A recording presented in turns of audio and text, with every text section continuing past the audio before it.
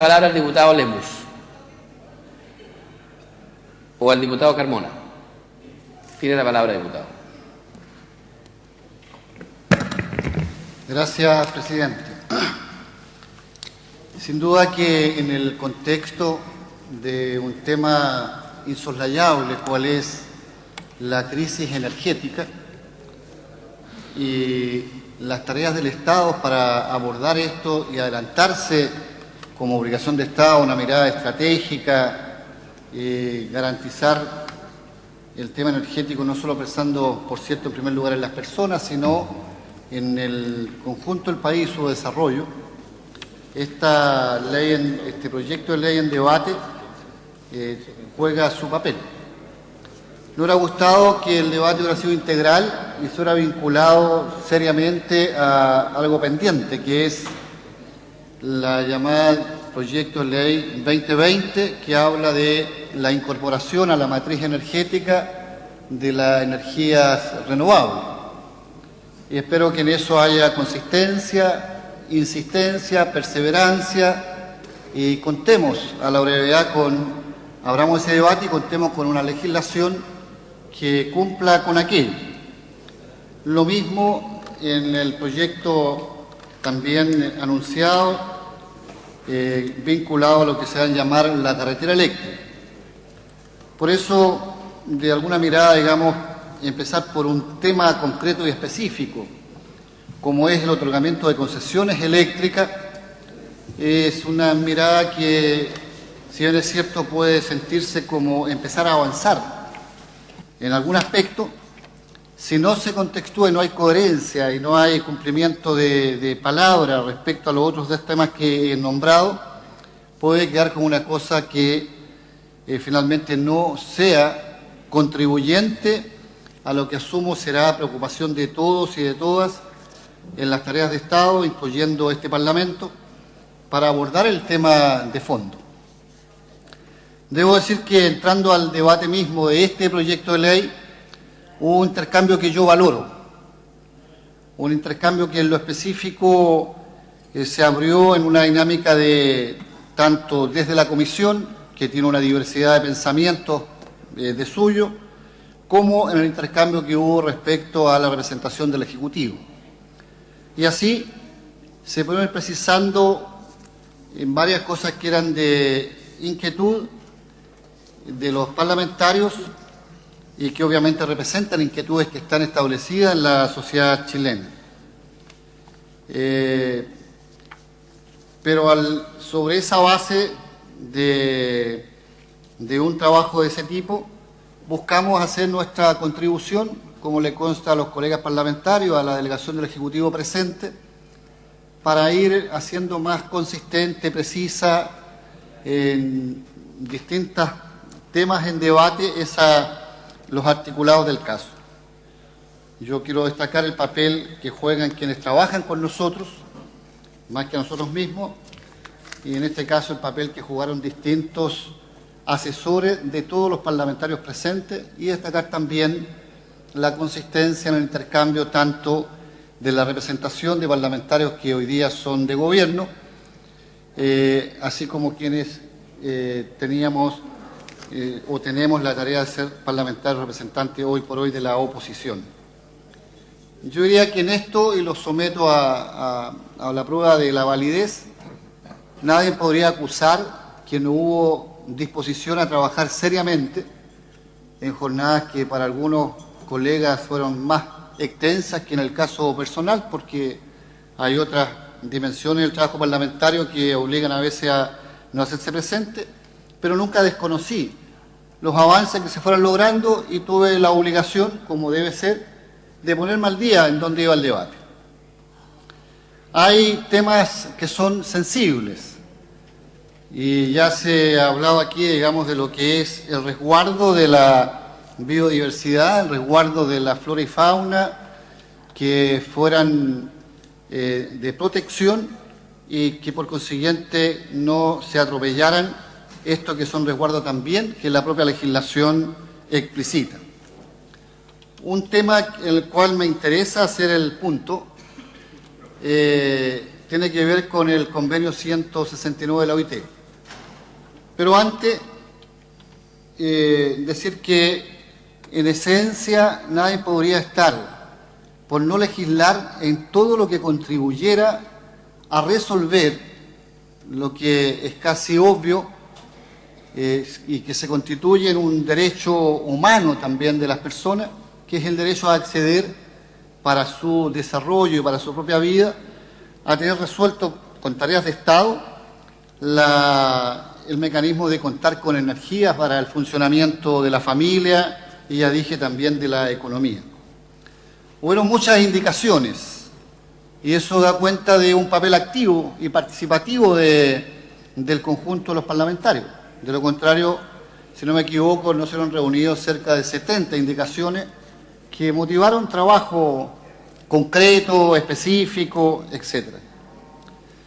Me sumo a la observación que la hicimos en el debate de la comisión, entendiendo que en alguna forma genérica, en lo que se refiere a respetar la legislación vigente, uno podría implícitamente dar por hecho, y así se explicó por parte del Ejecutivo, el que está integrada el respeto al convenio 169 de la OIT. El 169 de la OIT habla de los derechos de los pueblos originarios y habla específicamente de toda vez que el Estado o un privado se dispongan a llevar adelante alguna acción vinculada o no al desarrollo que tiene efectos sobre la cosmovisión, el territorio, lo que puede llamarse la potestad, que da sentido a la condición de pueblo originario, debe ser consultado ese pueblo originario. Debe ser consultado con los mecanismos que ese pueblo originario se dé. Yo escuchaba a propósito de un intercambio que tuvo amplia transversalidad días pasados a propósito del conflicto de la Araucanía y dentro de las razones de ese conflicto latente, la falta de oído, la falta de sensibilidad, la falta de, yo diría, de madurez, de humanidad, de civilización, para entender cuáles son los derechos de esos pueblos originarios, y particularmente el pueblo mapuche, que es el que numéricamente más establece como, con efecto, digamos, de convivencia e interacción como cultura, que toda la voluntad que hubiera por aplicar rigurosamente el 169 requería de un interlocutor. Y había que ponerse de acuerdo porque a rato las comunidades tienen muchos interlocutores, mostrando, escuchaba yo esa intervención, y a mi juicio mostrando desconocimiento de qué es la idiosincrasia, de cuál es el nivel de organización que tiene el pueblo mapuche. Y nadie se explica por qué un pueblo como ese pueblo fue capaz de resistir 3 siglos a la invasión con la cual a sangre y fuego una potencia como España conquistó este territorio. Y duraron 3 siglos precisamente por la organización que ellos tienen. Esa organización es de una llaneza desde el punto de vista de la representación desde la base, donde no hay la centralidad de Estado que había en otros pueblos originarios que tuvieron que resistir también esa invasión, los aztecas, los incas, etc. Suponer que ellos tienen que tener una organización como nosotros quisiéramos o como la que nosotros nos demos es ya no respetar esa cultura, esa mirada de organización como pueblo que le da el sentido, digamos, a por qué ellos son una nacionalidad en su condición de pueblo originario. Eso es bueno precisarlo si es que en el implícito se va a mantener que se va a respetar el convenio 169. Es decir, alguien que quisiera interlocutar a propósito de concesiones que pasaran por territorios de comunidades de pueblo originario, va a entenderse con un solo representante o el quien está efectivamente no asistiendo a lo que es la realidad de ese pueblo. Tiene que tener la disposición de entenderse con tantas comunidades como sean las que habitan aquellos territorios por los cuales se está planteando ser sujeto de una concesión eléctrica. Y como esto tiene esa precisión, me hubiera gustado, y lo hice saber en el debate de la comisión, que en forma explícita en ese debate que hubo se integrara el 169. Tiempo, diputado. Quiero terminar con lo siguiente, porque esto va a justificar mi voto. Hay un tema que está precisado en que las concesiones, una vez que sean definitivas, serán indefinidas. Esto contradice la formulación que en economía y en derecho administrativo se entiende por concesión, que es el otorgamiento de un derecho de explotación por un periodo determinado de bienes y servicios por parte de una administración pública o empresa a otra, generalmente privada. Si hay una negación de lo que es la definición de concesión, y entonces disponerse a entregarle per se a quien adquiera esa concesión sin límite en una zona que es a su vez estratégica, me parece una negación y un autoatentado a lo que son los deberes del Estado de Chile. Y por ello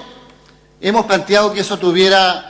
una modificación, no fue admisible, pero la esencia del punto, que fue la que veló el propio ministro Longueira diciendo, todo podemos avanzarlo, pero eso es intocable. Intocar, el entregarle a un grupo de personas